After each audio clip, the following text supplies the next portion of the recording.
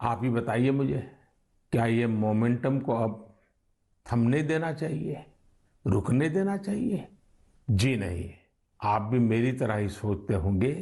अब देश में खेल, खेलकूद, स्पोर्ट्स, स्पोर्ट्समैन स्पिरिट अब रुकना नहीं है।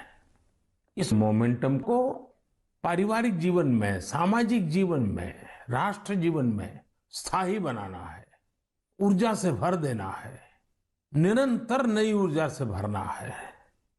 घर हो, बाहर हो, गांव हो, शहर हो, हमारे खेल के मैदान भरे हुए होने चाहिए। सब खेलें, सब खिलें।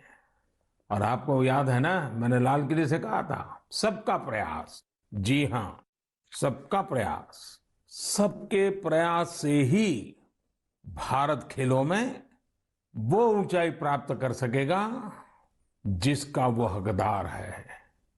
मेजर ध्यानचंद जी जैसे लोगों ने जो राह बताई है, उसमें आगे बढ़ना हमारी जिम्मेवारी है। बरसों बाद देश में ऐसा कालखंड आया है कि खेलों के प्रति परिवार हो, समाज हो, राज्य हो, राष्ट्र हो, एक मन से सब लोग जुड़ रहे हैं।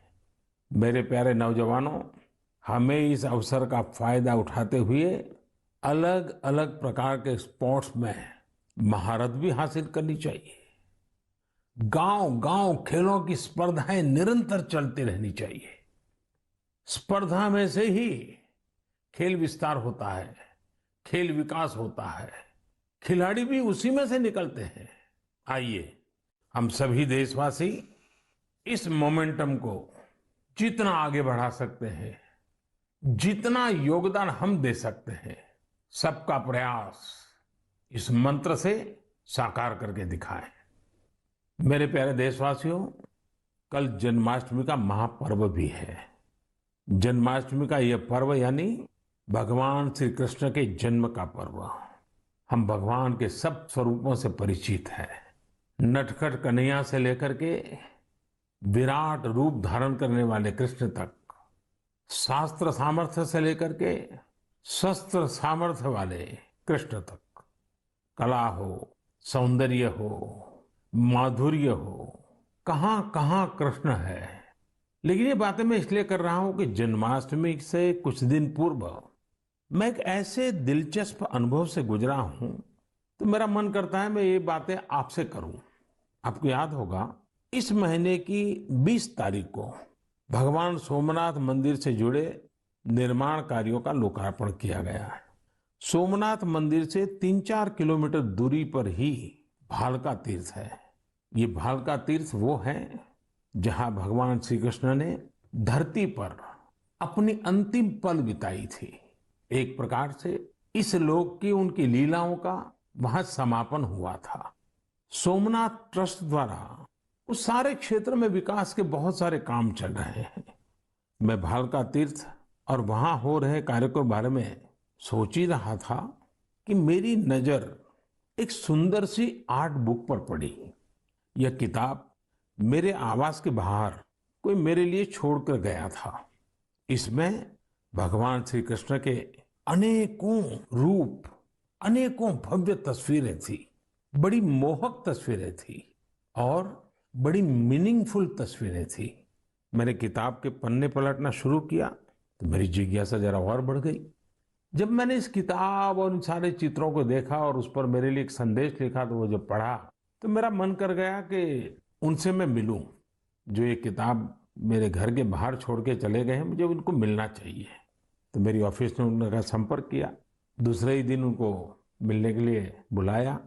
और मेरी जिज्ञासा इतनी थी, आर्ट बुक को देख करके, श्री कृष्ण के अलग अलग रूपों को देख करके, इसी जिज्ञासा में मेरी मुलाकात हुई जदुरानी दासी जी से।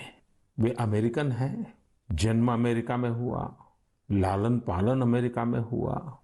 जदुरानी दासी जी इस्कॉन से जुड़ी है, हरे कृष्ण मूवमेंट से जुड़ी हुई है। और उनकी एक बहुत बड़ी विशेषता है, भक्ति आर्ट्स में वो निपुण है।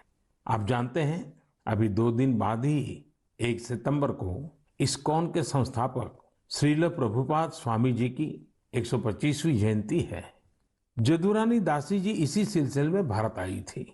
मेरे सामने बड़ा सवाल ये था कि जिनका जन्म अमेरिका में हुआ, जो भारतीय भावों से इतना दूर रही, वो आखिर कैसे भगवान श्री कृष्ण के इतने मोहक चित्र बना लेती है। मेरी उनसे लंबी बात हुई थी, लेकिन मैं आपको उसका कुछ हिस्सा सुनाना चाहता हूँ। Jadurani ji, Hare Krishna. I have read a little about bhakti art, but tell our listeners more about it. Your passion and interest towards it is great. So, Bhakti art, we have one article in the Bhakti Art Illuminations which explains how this art is not coming from the mind or imagination, but it's from the ancient Vedic scriptures like Brahma Samhita, Venum Karayani Patitam Skalitam Sikanda, from the Goswamis of Vrindavan, from Lord Brahma himself, Ishvara Paramakrishna Sachidananda Vigraha, how he carries a flute, how all of his senses can act for any other sense, and Srimad Bhagavatam, Baraha Bitang Natavaravapum Karnayo Karnikaram, everything. He wears a karnikar flower on his ear. He makes the impressions of his lotus feet all over the land of Vrindavan. The cowherd boys sing of his glories. His flute attracts the hearts and minds of all fortunate beings. So everything is from the ancient Vedic scriptures. And the power of the scriptures, which are coming from transcendental personalities, and the pure devotees who are bringing it, the art has their power, and that's why it's transformational.